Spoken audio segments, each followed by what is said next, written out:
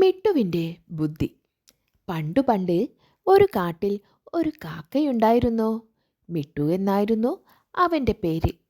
ഒരു ദിവസം മിട്ടു ദൂരെയുള്ള അമ്മാവൻ്റെ വീട്ടിൽ പോയി തിരിച്ചു വരികയായിരുന്നു. അപ്പോൾ അവന് വല്ലാതെ ദാഹിച്ചു. മിട്ടു ചുറ്റും നോക്കി. അവിടെങ്ങും വെള്ളമില്ല. അവൻ വെള്ളം അന്വേഷിച്ച് അടുത്തുള്ള ഗ്രാമത്തിലെത്തി. അപ്പോഴതാ ഒരു വീടിൻ്റെ മുന്നിൽ ഒരു കുടം കിടക്കുന്നു. വെള്ളമുണ്ടാകുമെന്ന പ്രതീക്ഷയിൽ അവൻ അവിടെ പറന്നിറങ്ങി.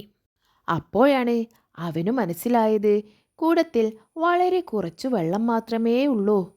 എന്തു ചെയ്യും? ദാഹിച്ചിട്ടാണേൽ ഒരു രക്ഷയുമില്ല. പെട്ടെന്ന് അവനൊരു ബുദ്ധി തോന്നി.